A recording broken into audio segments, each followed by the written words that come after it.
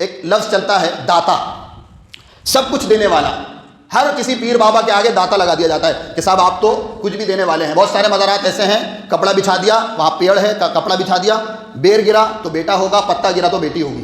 کتنا غلط عقیدہ ہے لوگوں کا کہ وہ اللہ کو چھوڑ کر کیا کر رہے ہیں، بیٹا بیٹی کوئی قبر والا دے گا. بتائیے، وہ کہتے ہیں ڈائریکٹ اللہ نہیں سنے گا، لیکن یہ جو قبر والے ہیں یہ ڈائریکٹلی سن لیتے ہیں. وہ انتقال کر چکے، ان کی یہ دنیاوی زندگی ختم ہو گئی، انہوں نے جو نیکیاں کی اس کا اجر ان کو اللہ دے گا، اور جو انہوں نے خیر کی ہے اس کا خیر کا بدلہ اللہ ملے گا. جو گناہ کیے ہیں اللہ اس کو معاف فرمائے، یہ دعا کرنا چاہیے، نہ کہ ہم ان کو نعوذ باللہ اللہ کا چوکیدار سمجھ رہے ہیں. بالکل بے بنیاد عقیدہ ہے. اس صحابہ میں سے کسی کا ایسا عقیدہ نہیں تھا کہ وہ قبروں پہ جا کر ان سے کہیں کہ تم سے تھوڑی کہہ رہے ہیں، تم اللہ سے کہہ دینا. یہی غلط ہے، بنیادی غلط ہے اس کی. تو اللہ یہاں پر فرما رہا ہے کہ جس طرح میرے بندوں کو میری قدر کرنی چاہیے تھی اس طرح سے انہوں نے میری قدر نہیں کی. معاشرے کے اندر لوگوں کو یہ سکھایا اور بتایا گیا ہے کہ شیخ عبد القادر جیلانی رحمۃ اللہ علیہ غوث العظم ہیں، غوث العظم ہیں. اس کا مطلب یہ ہوتا ہے کہ غوث العظم سب سے بڑا فریاد سننے والا انسان، سب سے زیادہ فریاد سننے والا، مشکلوں میں سب سے زیادہ مدد کرنے والا، اور ان کو غوث اعظم نام دیا گیا. اور پھر ان کے نام پر نہ جانے کس کس طرح کے واقعات اور کرامتیں جوڑی گئیں، اور لوگوں کے ذہن کو عقیدہ توحید سے خالی کیا گیا، اور ان کے ذہنوں میں یہ زہر گھولا گیا کہ جو ان کو غوث اعظم نہیں مانے گا وہ گستاخ ہوگا، لہذا ان کو غوث اعظم ماننا لازم اور ضروری ہے. میرے پیارے محترم بھائیوں، غوث کا معنی ہوتا ہے فریاد سننے والا، مشکلیں حل کرنے والا، فریاد سننے والا. اور اعظم یہ عربی کا لفظ ہے، غوث یہ فارسی کا لفظ ہے. اور عربی میں اعظم اس کو کہتے ہیں کہ سب سے بڑا، پھر اس سے اوپر کوئی نہیں. تو آپ اندازہ لگائیں کہ کیا سب سے بڑا فریاد سننے والا اللہ سبحانہ و تعالیٰ ہے یا غوث اعظم ہے، یعنی شیخ عبد القادر جیلانی رحمۃ اللہ علیہ. آپ خود فیصلہ کریں، مقارنہ کرایا جا رہا ہے. تو سب سے بڑا فریاد سننے والا اللہ سبحانہ و تعالیٰ ہے. دیکھیں آپ سورہ نمل کی سورہ نمبر 27 آیت نمبر 62 کے اندر اللہ رب العالمین نے فرمایا، غور کرنے کی ضرورت ہے. امن یجیب المضطر اذا دعاہ. اللہ رب العالمین فرماتا ہے کون ہے، اللہ فرماتا ہے کون ہے جو بے قرار کی بے قراری کے وقت دعا کو سنتا ہے جب وہ اللہ کو پکارتا ہے. کون ہے اللہ کے علاوہ؟ ہے کوئی؟ اللہ کے علاوہ کون ہے جو بے قرار کی دعا کو سنتا ہے جب وہ اس کو پکارتا ہے؟ وَيَكْشِفُ السُّوءَ، اور اس سے اس کی تکلیف کو دور کرتا ہے، اس بندے سے اس کی تکلیف کو دور کرتا ہے. وَيَجْعَلْ لَكُمْ خُلَفَاءَ الْأَرْضِ، اور کون ہے جو تمہیں زمین میں خلافت دیتا ہے، یعنی تمہیں زمین کا خلیفہ بناتا ہے؟ اللہ کے علاوہ کون ہے؟ أَإِلَٰهٌ مَعَ اللَّهِ، کیا اللہ کے علاوہ کوئی اور بھی معبود ہے کوئی معبود اور اللہ کے علاوہ تمہارا نہیں ہے؟ تو پھر اللہ ہی کو سب کچھ سمجھو. ان ہے سورہ شورى کی سورہ نمبر 42 آیت نمبر 49 اور 50 کے اندر رب تعالیٰ ارشاد فرماتا ہے للہ ملک السماوات والارض، تمام آسمان و زمین کی ملکیت اور بادشاہت اللہ رب العالمین کے ہاتھ میں ہے، خالص اسی کے لیے ہے. یخلق ما یشاء، جس کو چاہتا ہے اللہ رب العالمین پیدا کرتا ہے، جو چاہتا ہے پیدا کرتا ہے. پیدا کرنے والی ذات خالق اللہ رب العالمین ہے. آگے فرماتا ہے یہب لمن یشاء اناثا ویہب لمن یشاء الذکور، اللہ رب العالمین جس کے لیے چاہتا ہے لڑکیاں دے دیتا ہے، جس کے لیے چاہتا ہے لڑکے دے دیتا ہے. او یزوجہم ذکرانا و اناثا، اور جس کے لیے متعین کر دیتا ہے اسے لڑکے بھی دیتا ہے ساتھ میں لڑکیاں بھی دے دیتا ہے، ملا جھلا کے دے دیتا ہے. اور آگے فرمایا وَيَجْعَلُ مَن يَشَاءُ عَقِيمًا، اور جس کو چاہتا ہے بانجھ بنا دیتا ہے. معزز سامعین اکرام، بزرگان دین، نوجوانان اسلام، پردہ نشین، میری ماں اور بہنیں اور پیارے بچوں، اللہ رب العالمین نے ہمیں عقیدہ توحید کی نعمت سے نوازا ہے. عقیدہ توحید اسلام کا سب سے پہلا وہ نقطہ ہے جس کی بات ہمیں کرنا بھی چاہیے اور جس کا علم بھی ہونا چاہیے، اور جس کی چیز اسی چیز کے متعلق ہمارے سامنے باتیں بار بار آنا بھی چاہیے. آپ کوئی بھی عمل کریں، وہ عمل عقیدہ توحید کے راستے سے ہو کر ہی گزرے گا. اگر عقیدہ توحید درست ہوگا، صحیح ہوگا، تو کرنے کے اعتبار سے معمولی اعمال کو بھی اللہ قبول فرمائے گا، اور اگر عقیدہ توحید ہی خراب ہو گیا، عقیدہ ہی انسان کا بگڑ گیا، پھر وہ عمل کے اعتبار سے کتنے ہی بڑے بڑے عمل کیوں نہ کر لے، اس کے ان عملوں کی کوئی قدر و منزلت اللہ رب العالمین کے یہاں قطعاً نہیں ہے۔ میرے محترم اور دینی بھائیوں، بات کو بہت ہی توجہ اور دھیان کے ساتھ سننے کی ضرورت ہے، اور اپنے دل کو اس چیز پر مائل کرنا ہے کہ ہمیں قرآن و سنت کو صحیح انداز کے ساتھ انشاءاللہ تعالی ماننا ہے، فالو کرنا ہے، کیونکہ اللہ رب العالمین نے دونوں جہان کی کامیابی اپنے مبارک دین میں رکھی ہے، اور دین کے اندر سب سے اہم جو چیز ہے وہ عقیدہ ہے۔ میں نے ابھی آپ کے سامنے قرآن مجید سے ایک آیت پڑھی ہے، یہ سورہ حج سورہ نمبر 22 ہے، آیت نمبر 74 ہے۔ اللہ رب العالمین فرماتا ہے ما قدر اللہ حق قدرہ، کہ جس طرح اللہ سبحانہ و تعالی کی قدر کرنے کا حق تھا بندوں پر، اس طرح سے انہوں نے اللہ کی قدر نہیں کی جس طرح سے اس کی قدر کرنا چاہیے تھی۔ قدر ہم سب سمجھتے ہیں، جس چیز کی ہماری نظر میں اہمیت ہوتی ہے ہم اس کی قدر کرتے ہیں، اور جس چیز کی ہماری نظر میں کوئی اہمیت نہیں ہوتی ہم اس کی قدر نہیں کرتے۔ تو اللہ یہاں پر فرما رہا ہے کہ جس طرح میرے بندوں کو میری قدر کرنی چاہیے تھی اس طرح سے انہوں نے میری قدر نہیں کی۔ اسی مفہوم کی دوسرے مقام پر اس طرح آیت آئی ہے، سورہ نوح سورہ نمبر 71 آیت نمبر 13 کے اندر رب تعالی نے فرمایا ما لکم لا ترجون للہ وقارا۔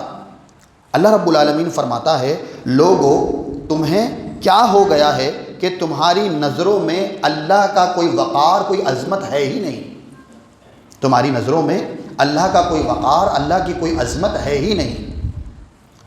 اگر اللہ کا وقار اور اللہ کی عظمت ہوگی تو انسان نیکیوں میں آگے بڑھے گا، یہ پہچان ہے اس بات کی۔ اگر اللہ کی عظمت، اللہ کا وقار انسان کی نظر میں ہوگا تو وہ گناہوں سے بچنے کی کوشش کرے گا، اور ہر وہ راستہ تلاش کرے گا کہ میں اپنے رب کے قریب کیسے ہو جاؤں، یہ وہ کوشش کرے گا۔ میرے پیارے محترم، اللہ کی قدر اور اللہ کی عظمت سمجھنے کی ضرورت ہے۔ ہم نے اللہ کی ذات کو سمجھنے کی ضرورت ہے، ہم نے اللہ کے صفات اور کمالات کو سمجھنے کی ضرورت ہے، وہ اس طرح سے کہ اللہ کی ذات جیسی کوئی دوسری ذات نہیں ہے۔ اللہ اپنی ذات میں بالکل تنہا اور یکتا ہے۔ اسی طرح سے اللہ کے صفات کی طرح کسی کی صفات نہیں ہو سکتی، اور اللہ کے کمالات کی طرح کسی کے کمالات قطعاً نہیں ہو سکتے۔ اور اللہ کی ذات وہ ذات ہے جس کے متعلق خود اللہ نے قرآن مجید میں فرمایا لیس کمثلہ شیء وہو السمیع البصیر۔ اس ذات جیسی کوئی ذات ہے ہی نہیں، اس کی کوئی مثال ہے ہی نہیں، وہ خود اپنے میں ایک مثال ہے۔ دیکھیں لوگوں کو قدر نہیں کی، اسی لیے لوگوں نے اللہ سبحانہ و تعالیٰ کے صفات و کمالات دوسرے لوگوں میں تقسیم کر دی، دوسرے لوگوں میں اللہ کے بندوں کو، اللہ کے پیاروں کو اللہ کا شریک ٹھہرا دیا۔ کبھی اللہ کے انبیاء کو اللہ کا شریک ٹھہرایا، کبھی اللہ کے اولیاء کو اللہ کا شریک ٹھہرایا، اللہ کے پیاروں کو بھی اللہ کا شریک ٹھہرایا، اور یہاں تک کہ فرشتوں کو بھی اللہ کا شریک ٹھہرایا، اور اسی طرح سے بھوت، جن، پریت وغیرہ کو بھی اللہ کا نعوذ باللہ شریک ٹھہرایا۔ جب شریک ٹھہرانے کی بات آئی تو تخصیص نہیں کی گئی، اچھے لوگوں کو بھی اللہ کا شریک ٹھہرا دیا جاتا ہے، اور جو نام ہیں صرف، جن کی کوئی حقیقت ہی نہیں ہے، ان کو بھی اللہ کا شریک بنا دیا جاتا ہے۔ آپ نے دیکھا ہوگا کہ اللہ سبحانہ و تعالیٰ کی ذات جو ہے اور اس کے جو صفات ہیں وہ اس کے لیے خاص ہیں۔ معاشرے کے اندر لوگوں کو یہ سکھایا اور بتایا گیا ہے کہ شیخ عبد القادر جیلانی رحمۃ اللہ علیہ غوث العظم ہیں، غوث العظم ہیں۔ اس کا مطلب یہ ہوتا ہے کہ غوث العظم سب سے بڑا فریادیں سننے والا انسان، سب سے زیادہ فریادیں سننے والا، مشکلوں میں سب سے زیادہ مدد کرنے والا، اور ان کو غوث اعظم نام دیا گیا، اور پھر ان کے نام پر نہ جانے کس کس طرح کے واقعات اور کرامتیں جوڑی گئیں اور لوگوں کے ذہن کو عقیدہ توحید سے خالی کیا گیا اور ان کے ذہنوں میں یہ زہر گھولا گیا کہ جو ان کو غوث اعظم نہیں مانے گا وہ گستاخ ہوگا، لہذا ان کو غوث اعظم ماننا لازم اور ضروری ہے۔ میرے پیارے محترم بھائیوں، غوث کا معنی ہوتا ہے فریادیں سننے والا، مشکلیں حل کرنے والا، فریادیں سننے والا۔ اور اعظم یہ عربی کا لفظ ہے، غوث یہ فارسی کا لفظ ہے، اور عربی میں اعظم اس کو کہتے ہیں کہ سب سے بڑا، پھر اس سے اوپر کوئی نہیں۔ تو آپ اندازہ لگائیں کہ کیا سب سے بڑا فریادیں سننے والا اللہ سبحانہ و تعالی ہے یا غوث اعظم ہے؟ یعنی شیخ عبد القادر جیلانی رحمۃ اللہ علیہ، آپ خود فیصلہ کریں، مقارنہ کرایا جا رہا ہے، تو سب سے بڑا فریادیں سننے والا اللہ سبحانہ و تعالی ہے۔ دیکھیں آپ سورہ نمل کی سورہ نمبر 27 آیت نمبر 62 کے اندر اللہ رب العالمین نے فرمایا، غور کرنے کی ضرورت ہے، امن یجیب المضطر اذا دعاہ۔ اللہ رب العالمین فرماتا ہے کون ہے، اللہ فرماتا ہے کون ہے جو بے قرار کی بے قراری کے وقت دعا کو سنتا ہے جب وہ اللہ کو پکارتا ہے؟ کون ہے اللہ کے علاوہ؟ ہے کوئی؟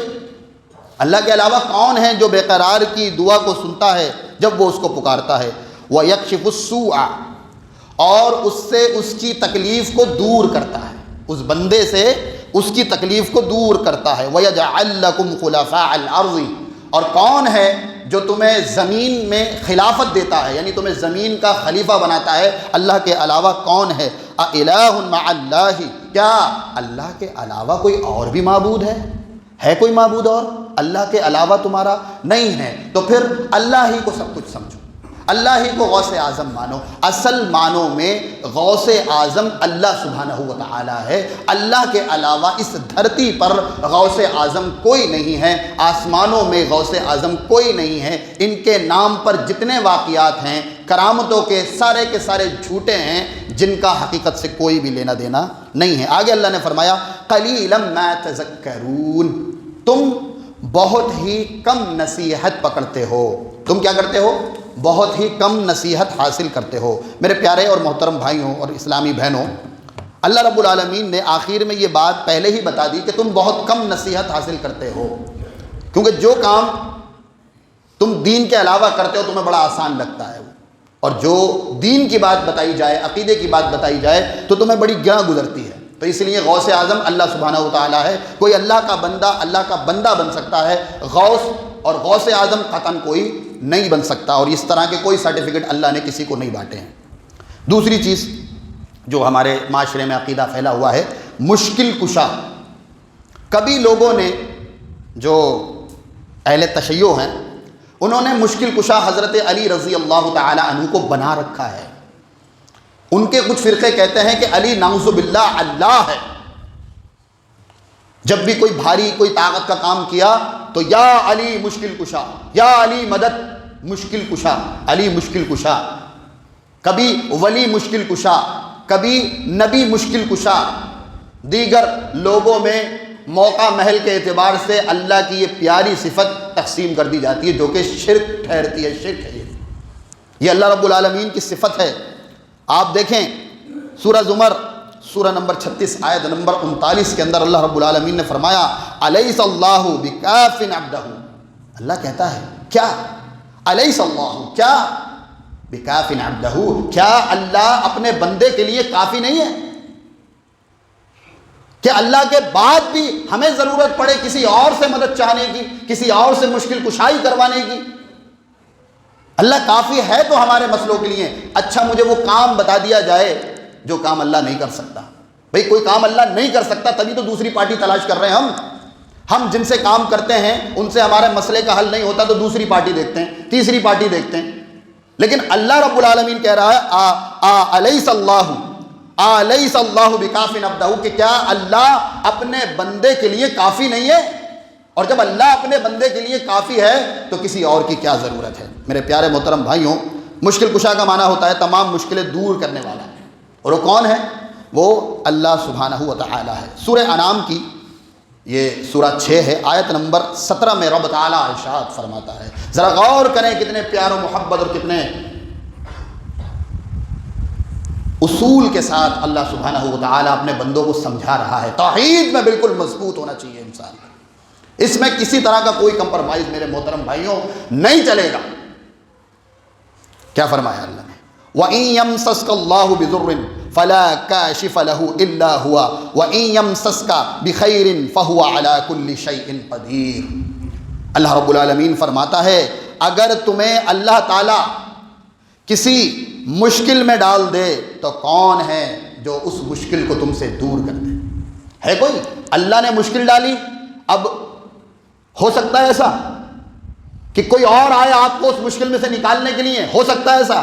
لیکن اس معاشرے کے عقیدے خراب ہو گئے، یا ایسا ہو رہا ہے یہاں پر؟ کوئی برا کام ہوا تو اس کی نسبت کہتے ہیں اللہ نے کر دیا، اور اگر وہ کام اچھا ہو گیا تو کہتے ہیں پیر صاحب نے کر دیا، ولی صاحب نے کر دیا، نبی صاحب نے کر دیا، بزرگان دین نے کر دیا۔ کہتے ہیں یا نہیں کہتے ہیں؟ تو یہ وہی تو جواب دے رہا ہے اللہ رب العالمین، وہی تو اللہ پاک بتانا چاہتا ہے کہ اگر تمہیں اللہ تعالیٰ کسی مشکل میں ڈال دے تو اللہ کے سوا اس کو دور کرنے والا کوئی نہیں ہے، اور اگر وہ تمہیں کسی خیر سے نوازنا چاہے، وَإِن يَمْسَسْكَ بِخَيْرٍ، اگر تمہیں وہ کسی خیر سے نوازنا چاہے، فَهُوَ عَلَى كُلِّ شَيْءٍ قَدِيرٌ، تو وہ ہر چیز پر قادر ہے، اس سے کون پوچھنے والا ہے؟ تو مشکل کشا کون ہے؟ علی ہے؟ نہیں ہے علی، علی صحابی رسول ہیں، بہت بلند و بالا ہے، لیکن مشکل کشا نہیں ہے۔ کوئی ولی مشکل کشا نہیں ہو سکتا، کوئی صحابی مشکل کشا نہیں ہو سکتا، کوئی نبی وقت کا مشکل کشا نہیں ہو سکتا۔ مشکل کشا صرف اللہ سبحانہ و تعالی ہے، اس کے علاوہ کوئی اور مشکل کشا نہیں ہو سکتا۔ اس کے بعد ہمارے یہاں کہا جاتا ہے کہ فلاں صاحب گنج بخش ہیں۔ گنج بخش معنی ہوتا ہے اس کا، گنج کا معنی ہوتا ہے خزانہ، اور بخش کا معنی ہوتا ہے دینے والا۔ فارسی کا لفظ ہے بخش، گنج بھی فارسی کا لفظ ہے۔ گنج بخش یعنی خزانے بخشنے والا۔ بندوں کو جو بھی مال و دولت ملتی ہے کہاں سے ملتی ہے؟ اللہ ہی تو دینے والا ہے اس کا۔ کیا اللہ کے علاوہ بھی بندوں کو کوئی اور مال و دولت دے سکتا ہے؟ نہیں دے سکتا۔ بندوں کو خزانے بخشنے والا اللہ رب العالمین ہے، لیکن لوگوں نے اس میں بھی گھوٹالہ کیا ہے، اور داتا گنج بخش حجویری پاکستان کے اندر ایک بزرگ ہیں، ان کے متعلق یہ عقیدہ رکھا گیا کہ وہ خزانے دینے والے ہیں۔ اور اکثر مزارات پہ جانے کا مقصد کوئی آخرت سنوارنے کا تو ہوتا نہیں ہے، یہی ہوتا ہے بس لالچ کہ یہ مل جائے اور یہ مل جائے اور یہ مل جائے، اور ملتا تو کچھ ہے نہیں، لہٰذا لٹ کے ہی آتے ہیں، لٹ کر ہی آتے ہیں، عزتیں بھی لٹوا کے آتے ہیں اپنی ماں اور بہنوں کی، اور خود بھی اپنی جیبوں سے پیدل ہو کر کے آتے ہیں۔ بالکل یہی ہوتا ہے مزاروں پہ، یہ بزنس اور کاروبار ہے، دھندا ہے، اس کے علاوہ کوئی اور چیز نہیں ہے۔ اللہ رب العالمین سورہ آل عمران اور سورہ منافقون کے اندر فرماتا ہے، سورہ منافقون میں اللہ رب العالمین فرماتا ہے سورہ نمبر 7 کے اندر، وَلِلَّهِ خَزَائِنُ السَّمَاوَاتِ وَالْأَرْضِ۔ کیا کریں گے اب؟ سارے پیر، بابا، علی، ولی، سارے کے سارے ایک ہی اللہ رب العالمین نے کیٹیگری میں کھڑے کر دیا اور فرمایا وَلِلَّهِ خَزَائِنُ السَّمَاوَاتِ وَالْأَرْضِ، تمام کے تمام زمین و آسمان کے خزانے اللہ رب العالمین کے پاس ہیں۔ سب خزانوں کا مالک ایک ہے، اور وہ چابی بھی اسی کے پاس ہے، اس کے علاوہ کوئی خزانوں کا مالک نہیں ہے۔ گنج بخش اللہ سبحانہ و تعالی ہے۔ اور سورہ آل عمران کی آیت نمبر 37 میں فرمایا ان اللہ یرزق من یشاء بغیر حساب، اور اللہ سبحانہ و تعالی جس کو چاہتا ہے بے حساب رزق دیتا ہے۔ رزق کا مالک اللہ ہے، کوئی رزق کا مالک نہیں ہو سکتا۔ عقیدوں کو درست کیجئے، عقیدوں کو پختہ کیجئے، شدت پسند بنیے عقیدے کے اعتبار سے۔ کٹر پنتھی جس کو بولتے ہیں، کہاں ہے مسلمان کٹر پنتھی؟ عقیدے کے اعتبار سے اس کو موقع مل جاتا ہے تو سلام کی جگہ نمستے اس کی گفتگو میں آ جاتا ہے، خوب نمستے کر رہے ہیں لوگ، سمجھ رہے ہیں بڑا اچھا کام کر رہے ہیں۔ شرک ہے، حرام ہے نمستے کرنا۔ سمجھتے ہو معنی کیا ہے نمستے کا معنی؟ یہ جاہل لوگوں کی پہچان ہے، الگ ہی قسم کے لوگ ہوتے ہیں، وہ منع کر رہے ہیں کہ ہم تمہیں اپنے میں داخل، یہ ضمناً بات آ گئی تو میں کہہ رہا ہوں، نان مسلمز کہہ رہے ہیں کہ ہم اپنے میں داخل تمہیں نہیں کریں گے، یہ کہیں گے ہم تم میں گھسیں گے ضرور، تمہاری عید تمہیں بھی نہیں منانے دیں گے اور اپنی دیوالی تم سے بھی منوا لیں گے۔ چپل چاٹنے والی قوم بن چکی ہے مسلمان آج، تمہاری عید تمہیں بھی نہیں منانے دیں گے، نماز تمہیں بھی نہیں پڑھنے دیں گے، اپنی پوجا اپنی آرتی تم سے بھی کروا لیں گے، دیوالی کی مٹھائی تمہیں بھی کھلا دیں گے، اور اپنی پوجا آرتی تم سے بھی کروا لیں گے، اور اپنے مذہبوں کی مبارکباد کے بینر تم سے لگوا لیں گے۔ اوقات کیا ہے تمہاری؟ تو جو خود خود مسلمان ہیں نا، نام نہاد، وہی کرتے نمستے، اوریجنل مسلمان کبھی بھی نمستے نہیں کر سکتے۔ یہ ضمناً بات آ گئی تو میں نے بتا دیا آپ کو۔ میرے پیارے محترم بھائیوں، آگے ایک لفظ چلتا ہے داتا، سب کچھ دینے والا. ہر کسی پیر بابا کے آگے داتا لگا دیا جاتا ہے کہ صاحب آپ تو کچھ بھی دینے والے ہیں. بہت سارے مزارات ایسے ہیں، کپڑا بچھا دیا، وہاں پیڑ ہے، کپڑا بچھا دیا، بیر گرا تو بیٹا ہوگا، پتا گرا تو بیٹی ہوگی. یہ اس طریقے سے وہاں پر عقیدہ رکھا جاتا ہے. داتا سب کچھ دینے والا، اور داتا اللہ سبحانہ و تعالی ہے. دیکھیے اللہ رب العالمین سورہ نحل سورہ نمبر 16 آیت نمبر 53 کے اندر فرماتا ہے وما بکم من نعمت فمن اللہ. اللہ رب العالمین ہی کی طرف سے ہیں تمام کی تمام نعمتیں. سب کچھ دینے والی ذات صرف اللہ سبحانہ و تعالی کی ذات ہے، کوئی کسی کو کچھ نہیں دے سکتا. ساری کی ساری نعمتیں جتنی ہم دیکھتے ہیں وہ تمام کی تمام سب اللہ سبحانہ و تعالی کی جانب سے ہیں، کسی اور کی جانب سے نہیں ہیں. کتنا غلط عقیدہ ہے لوگوں کا کہ وہ اللہ کو چھوڑ کر کیا کر رہے ہیں، بیٹا بیٹی کوئی قبر والا دے گا. بتائیے، وہ کہتے ہیں ڈائریکٹ اللہ نہیں سنے گا، لیکن یہ جو قبر والے ہیں یہ ڈائریکٹلی سن لیتے ہیں مٹی کے اندر. اور ان کی تو قبریں پکی بنی ہوئی ہے میرے محترم بھائیوں. عام مسلمان کی تو قبر کچی ہے. کچی اور پکی کا مطلب سمجھتے ہیں؟ کچا مکان ہوگا پانی آسانی سے اندر آ جائے گا، پکا مکان ہوگا پانی اندر نہیں آئے گا. یہاں تو قبریں پکی بنائی گئی ہیں، ان پہ سیمنٹ پینٹ وغیرہ کیے گئے ہیں، ٹائلز اور ماربل لگایا گیا ہے، اور اس کے بعد بھی کہہ رہے ہیں کہ یہ وسیلہ ہے ہمارے لیے، ہم ان کو سنائیں گے، یہ ان کو سنائیں گے. انڈائریکٹلی معاملہ چل رہا ہے. یہ غلط عقائد ہیں، غلط نظریات ہیں. وہ انتقال کر چکے، ان کی یہ دنیاوی زندگی ختم ہو گئی. انہوں نے جو نیکیاں کی اس کا اجر ان کو اللہ دے گا، اور جو انہوں نے خیر کی ہے اس کا خیر کا بدلہ بلا ملے گا. جو گناہ کیے ہیں اللہ اس کو معاف فرمائے، یہ دعا کرنا چاہیے، نہ کہ ہم ان کو نعوذ باللہ اللہ کا چوکیدار سمجھ رہے ہیں، اپنے بیچ میں ان کو وسیلہ اور فلاں اور فلاں اور فلاں سمجھ رہے ہیں. یہ بالکل بے بنیاد عقیدہ ہے. یہ صحابہ میں سے کسی کا ایسا عقیدہ نہیں تھا کہ وہ قبروں پہ جا کر ان سے کہیں کہ تم سے تھوڑی کہہ رہے ہیں، تم اللہ سے کہہ دینا. یہی غلط ہے، بنیاد ہی غلط ہے اس کی. میرے محترم بھائیوں، داتا صرف اللہ رب العالمین ہے. سورہ شورى کی سورہ نمبر 42 آیت نمبر 49 اور 50 کے اندر رب تعالیٰ ارشاد فرماتا ہے للہ ملک السماوات والارض. تمام آسمان و زمین کی ملکیت اور بادشاہت اللہ رب العالمین کے ہاتھ میں ہے، خالص اسی کے لیے ہے. یخلق ما یشاء، جس کو چاہتا ہے اللہ رب العالمین پیدا کرتا ہے، جو چاہتا ہے پیدا کرتا ہے. پیدا کرنے والی ذات خالق اللہ رب العالمین ہے. آگے فرماتا ہے یہب لمن یشاء اناثا ویہب لمن یشاء الذکور. اللہ رب العالمین جس کے لیے چاہتا ہے لڑکیاں دے دیتا ہے، جس کے لیے چاہتا ہے لڑکے دے دیتا ہے. او یزوجہم ذکرانا و اناثا، اور جس کے لیے متعین کر دیتا ہے اسے لڑکے بھی دیتا ہے، ساتھ میں لڑکیاں بھی دے دیتا ہے، ملا جھلا کے دے دیتا ہے. اور آگے فرمایا وَيَجْعَلُ مَن يَشَاءُ عَقِيمًا، اور جس کو چاہتا ہے بانجھ بنا دیتا ہے، جس کو چاہتا ہے بانجھ بنا دیتا ہے. إِنَّهُ عَلِيمٌ قَدِيرٌ، اور بے شک وہ ہر طرح کے علم سے واقف ہے، سارا کا سارا علم اس کا ہے، اور وہ ہر چیز پر قدیر ہے، قدرت رکھنے والا ہے. بچوں کا معاملہ نہیں ہو رہا. ارے اگر بچے نہیں ہو رہے ہیں تو یہ اللہ کی مرضی ہے، صبر کرنا سیکھیے. نہیں ہو رہے ہیں، نہیں ہو رہے ہیں، ہو رہے ہیں اچھی بات ہے.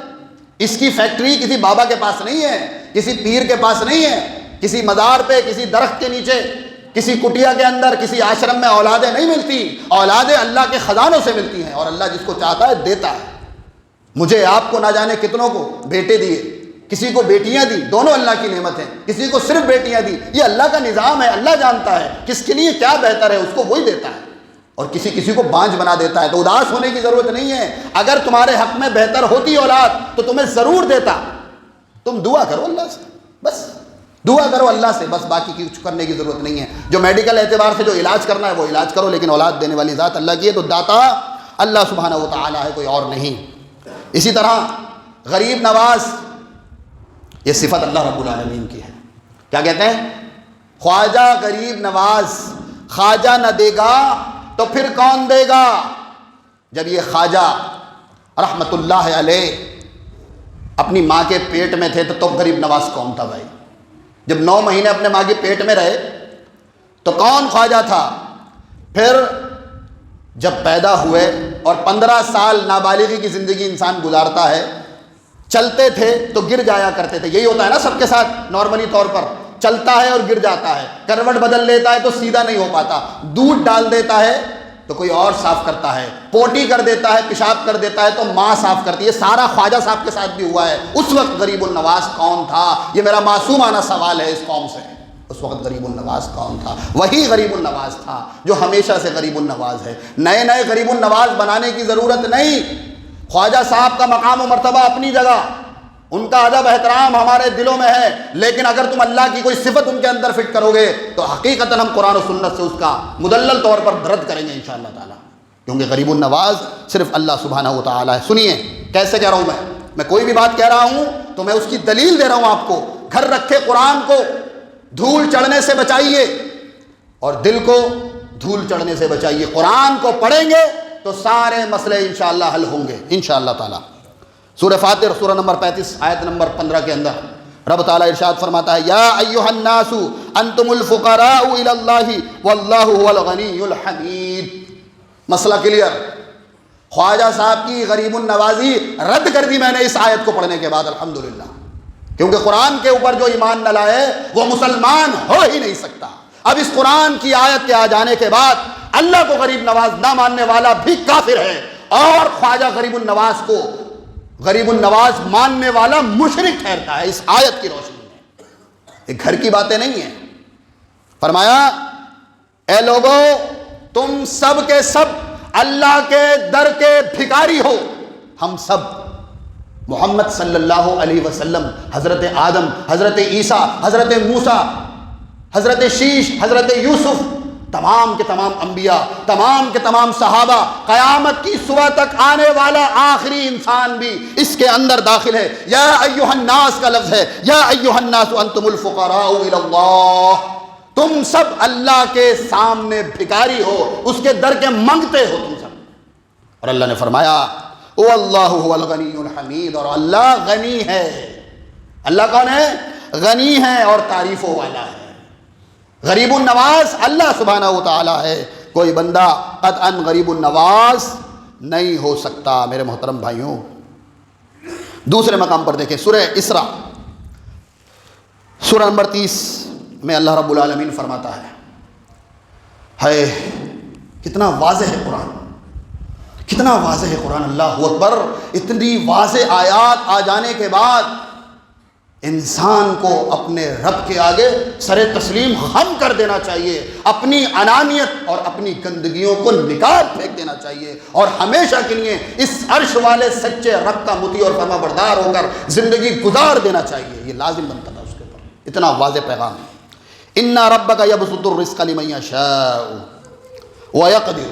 اللہ رب العالمین جس کے لیے چاہتا ہے رزق کو کشادہ کر دیتا ہے، ملین اور ٹریلین کا مالک بنا دیتا ہے، یہ ہوتا ہے کشادہ کرنا، اور جس کے لیے چاہتا ہے اس کو مقید کر دیتا ہے، 150 روپے سے زیادہ نہیں کما پا رہا ہے لاکھ کوشش کرنے کے بعد۔ حکمت ہے اللہ کی، جس کو چاہتا ہے کم کرتا ہے، جس کے لیے چاہتا ہے بڑھا دیتا ہے۔ اور آگے فرمایا، انہ کان بعبادہ خبیرا بصیرا، اور بے شک اس کے بندے، وہ اپنے بندوں کی پوری خبر رکھتا ہے اور ان کو دیکھتا ہے۔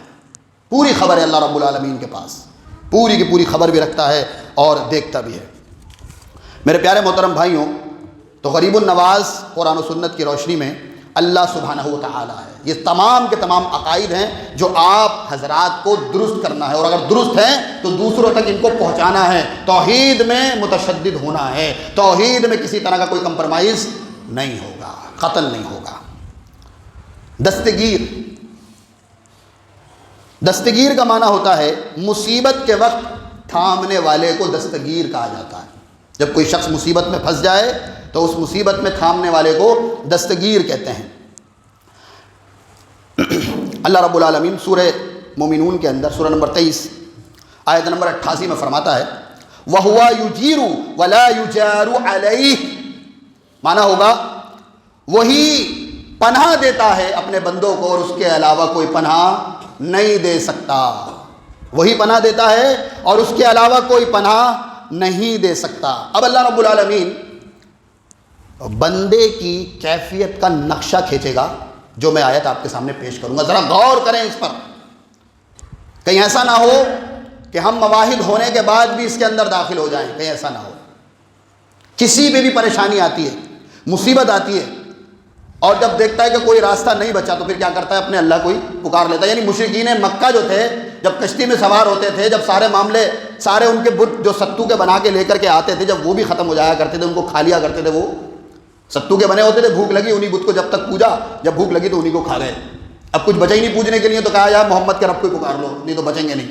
باقاعدہ حضرت اکرمہ رضی اللہ تعالیٰ عنہ نے کہا تھا کہ اگر میں کنارے پر پہنچ گیا اور تو نے مجھے بچا دیا تو میں ایمان لے آؤں گا. تو ویسا ہوا، ایمان لے کر بھی آئے تھے. تو جب انسان مشکل میں پھنستا ہے، کوئی راستہ نہیں دیکھتا، تو اللہ رب العالمین کو پکارتا ہے، اور جیسے صحیح ہوتا ہے پھر بھاگ جاتا ہے. پھر کیا کرتا ہے؟ بھاگ جاتا ہے. اسی کا نقشہ اٹھائیے قرآن سورہ یونس سورہ نمبر 10 آیت نمبر 12 کے اندر. سورہ یونس سورہ نمبر 10 آیت نمبر 12 کے اندر اللہ فرماتا ہے وَإِذَا مَسَّ الْإِنسَانَ الضُّرُّ دَعَانَا لِجَنبِهِ أَوْ قَاعِدًا أَوْ قَائِمًا فَلَمَّا كَشَفْنَا عَنْهُ ضُرُّهُ مَرَّ كَأَن لَّمْ يَدْعُونَا إِلَىٰ ضُرٍّ مَسَّهُ. اللہ فرماتا ہے وَإِذَا مَسَّ الْإِنسَانَ الضُّرُّ کہ جب انسان کو کوئی دکھ، کوئی تکلیف، کوئی پریشانی پہنچتی ہے، دعانا تو ہمیں پکارتا ہے. دعانا تو ہمیں پکارتا ہے جب کوئی مصیبت و پریشانی پہنچتی ہے. لِجَنبِهِ اور جب لیٹا ہوتا ہے نا تب بھی ہمیں یاد کرتا ہے، بھولتا نہیں ہے پھر اللہ کو. پریشانی میں ابھی پریشانی نکلی نہیں ہے، یہ بہت لوگوں کا حال ہے. اصلاح کر لیجیے گا، اللہ مجھے بھی عمل کی توفیق دے. لِجَنبِهِ تو لیٹے بھی اللہ کو پکارے گا. أَوْ قَاعِدًا بیٹھ گیا، قرار نہیں آیا لیٹے لیٹے تو بیٹھ گیا، بیٹھے بھی اللہ کو پکار رہا ہے. اور آگے بتایا أَوْ قَائِمًا اور جب کھڑا ہوتا ہے تب بھی اللہ ہی کو پکارتا ہے. آگے دیکھیں فَلَمَّا كَشَفْنَا عَنْهُ ضُرَّهُ اور جب ہم اس کی مشکل کشائی کر دیتے ہیں، اس کی پریشانی کو اس سے دور کر دیتے ہیں، مَرَّ كَأَن لَّمْ يَدْعُونَا إِلَىٰ ضُرٍّ مَسَّهُ تو پھر ایسا بھاگ جاتا ہے، ایسا ہو جاتا ہے جیسے اس پر کوئی مصیبت آئی نہیں تھی اور اس نے ہمیں پکارا ہی نہیں تھا. ایسا ہو جاتا ہے، ایسا ہو جاتا ہے. کہیں پھنسے، کچہری میں پھنس گئے تو اللہ یاد آ گیا. کہیں کسی کی بہن بیٹی کو چھیڑ رہے تھے، اب پھنس گئے، پٹنے کی نوبت آ گئی، اللہ اب بچا لے، اب نہیں کروں گا، بڑا گندا کام ہے یہ. تیری میری بہن بیٹیوں کو تکنا اور پیار و محبت کے جھوٹے معاملات پیش کرنا بڑا خطرناک. اب پھنس گیا میرے مالک، اب بچا دے مجھے. اور اس وقت حقیقتاً وہ اللہ کو پکار رہا ہوتا ہے، لیکن جیسے ہی وہ اس معاملے سے بری ہوتا ہے پھر اللہ کو بھول جاتا ہے. میرے پیارے محترم بھائیوں، غور و فکر کرنے کی ضرورت ہے. مشکل کشا، حاجت روا، بگڑی بنانے والا، اولاد دینے والا، ذلتوں سے بچانے والا، عزت دینے والا، اولاد دینے والا، رزق دینے والا، تمام کی تمام خیروں سے نوازنے والا، تمام کے تمام شروں سے بچانے والا اگر کوئی ہے تو صرف اور صرف اللہ سبحانہ و تعالی ہے. بچوں کی ایک مثال لے لیں، مثال ایسی دوں گا تاکہ عقل سوچنے پر مجبور ہو جائے. ایک جانور ہے جس کو کہتے ہیں خنزیر، ایک جانور ہے جس کو کہتے ہیں کلب یعنی کتا. تو کتیا غالباً ہمارے آس پڑوس محلوں میں گھروں میں لوگ پالتے ہیں اور رہتے بھی ہیں، دیکھا ہوگا آپ نے. 8 سے 10 بچے بھی آتی ہے، وہ 5-6 تو نارملی ہیں اس کے. پوچھیے اس سے کہ کس کا وسیلہ لگایا تھا، 3 لڑکی ہیں ایک ساتھ اور 2 پلے اور 2-3 پلی ہے، کس کا وسیلہ لگایا تھا، کیسے ہو گیا معاملہ، یہ کہاں گئی تھی، کون سے بابا کے پاس گئی تھی، پوچھنا اس کتیا سے جا کے پوچھ. اور جو نا اللہ کو چھوڑ کر غیروں سے اولاد مانگنے جا رہا ہے، اس کتیا سے بھی بدتر ہے وہ. غور کریں ذرا، میری بات تک پہنچیں کہ میں کہاں پہنچانا چاہتا ہوں. وہ کتیا، جو کتیا محلوں میں پھرتی ہیں، وہ 5-5-6 بچے، اللہ ان کو بچے عطا فرماتا ہے، وہ اللہ سے ہی مانگنے والی قوم ہے. جتنی بھی مخلوقات ہیں قرآن کہہ رہا ہے ان کو اپنے اپنے ڈھنگ میں اللہ نے تسبیحات سکھا رکھی ہے، وہ اللہ سے ہی مانگتے ہیں. سور کے بارے میں کیا کہیں گے، 12 ہوتے ایک ساتھ 12. ذرا اس کے پاس جا کر کے پوچھ لیجئے کہاں گئی تھی، کون سا تعویذ باندھا تھا، کون سے بابا جی کے پاس گئی تھی. 12 ایک ساتھ، یہاں تو 12 سال میں ایک بھی نہیں، وہاں 12 ایک ہی سال میں کہاں گئی تھی. تو ان سب کو بچے دینے پہ اللہ قادر ہے، نعوذ باللہ، جو کہ حقیر مخلوقات ہیں انسان کے مقابلے میں. ان سب کو اللہ دے رہا ہے، ہمیں نہیں دے گا صاحب. اس لیے بیوی بھی پاگل ہوئی پڑی ہے، شوہر بھی پاگل ہوا پڑا ہے، اور ان کی ساس سسر ادھر کے ہوں یا ادھر کے، یہ بھی پاگل ہوئے پڑے. نہیں صاحب، بچہ چاہیے، بنا لو اپنا، بنا لو پلاسٹک کا، بنا لو، زبردستی بچہ چاہیے. اللہ نے اگر خیر کے ساتھ رکھا ہوتا تو دیتا اللہ رب العالمین، نہیں ہے اس میں خیر تو نہیں دیا. اللہ کا شکر ادا کرو اور اللہ سے مانگتے رہو، ربی حبلی من الصالحین. ملتا ہے اچھی بات ہے، نہیں ملا نو پرابلم، نو ٹینشن. عقیدے کو درست کیجیے.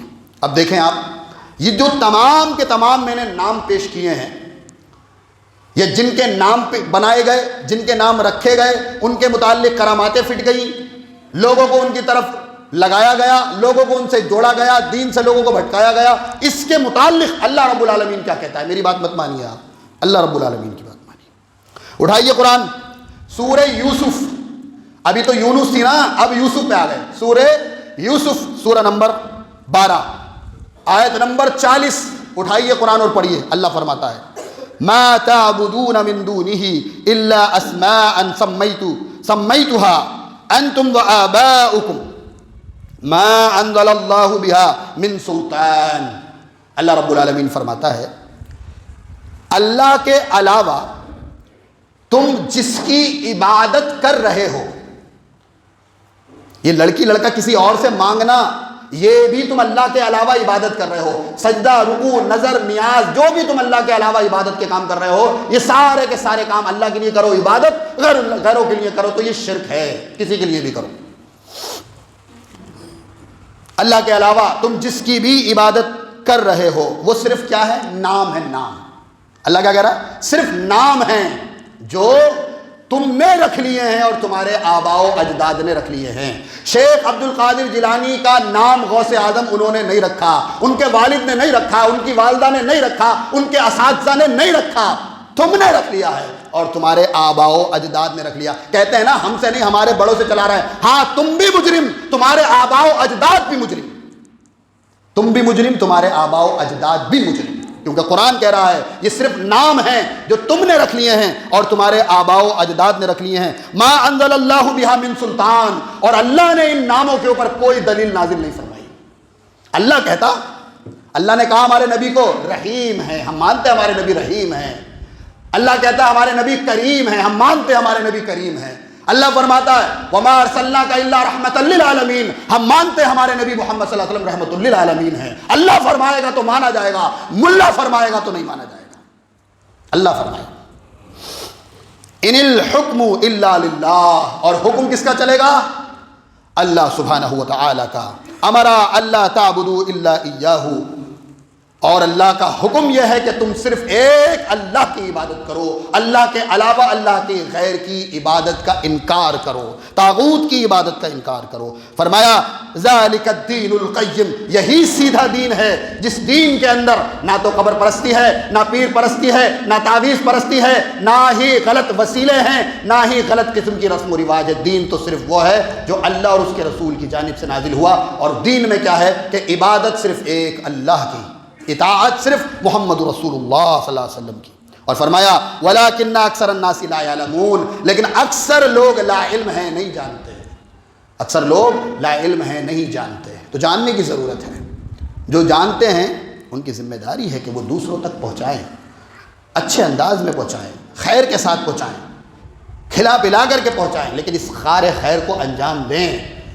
اور والد صاحب سے محبت ہوگی تو بات پہنچاتے رہیں گے، ہدایت نہیں دیں گے آپ، بات پہنچاتے رہیں گے. والدہ سے محبت ہوگی تو یہ خیر کی بات ان تک پہنچاتے رہیں گے، ہدایت نہیں دیں گے آپ، ہدایت اللہ دے گا، بات پہنچائیں گے. بہن سے، بھائی سے، بیوی سے، بچوں سے، رشتہ داروں سے محبت ہوگی تو اچھے انداز میں پہنچاتے ہی رہیں گے. یہ ہے توحید، جس میں انسان کو متشدد ہونا چاہیے، سخت ہونا چاہیے، کٹر ہونا چاہیے. کیوں؟ کیونکہ اسی پہ سارے معاملات کا دار و مدار ہے. اگر توحید صحیح ہے تو سمجھ لیجئے سب کچھ صحیح ہے، اور اگر توحید خراب ہو گئی، بندے کی عقیدہ توحید بگڑ گئی تو سمجھ لیجئے سب کچھ بگڑ گیا. اللہ سے دعا ہے اللہ سبحانہ و تعالی کہنے سننے سے زیادہ نیک اعمال کرنے کی توفیق عطا فرمائے. اللہ ہمارے گناہوں کو معاف فرمائے، اللہ ہماری خطاؤں کو معاف فرمائے، اللہ ہماری لغزشوں کو درگزر فرمائے. اے اللہ تیری ذات و صفات میں ہم نے جانے انجانے میں جو بھی شرک اور کفر کیا ہے، اے اللہ اس سے ہمیں باز آنے کی توفیق عطا فرما. جو کیا ہے اس کو معاف فرما دے، مزید ہمیں پکا اور سچا موحدین بنا دے. اے اللہ جتنے مسلمان بیمار ہیں تمام کو صحت، تندرستی، عافیت عطا فرما. اے اللہ جو بے اولاد ہیں اپنے خزانے غیب سے ان کو نیک سیرت، نیک صالح اولاد عطا فرما. جن کے پاس اولاد ہے ان کی اولاد کو اپنے والدین کا فرما بردار بنا. اے بار الہ، ایک خاتون ہے، ان کا بچہ کہیں سے گر گیا ہے، بہت سیریس حالت میں ہے اور بہت ہی گزارش کی ہے انہوں نے دعاؤں کے لیے، اللہ سے دعا کریں اللہ پاک ان کے اس بچے کو صحت، تندرستی، عافیت، سکون، راحت اور شفاء کاملہ عاجلہ دائمہ عطا فرمائے، آمین یا رب العالمین۔ اے اللہ جو ہمارے حق میں بہتر ہے ہم مانگ نہیں پاتے ہیں وہ سب ہمیں عطا فرما دے، جو ہمارے حق میں نقصان دہ ہے غلطی سے مانگ لیتے ہیں اس سے ہماری حفاظت فرما دے، آمین۔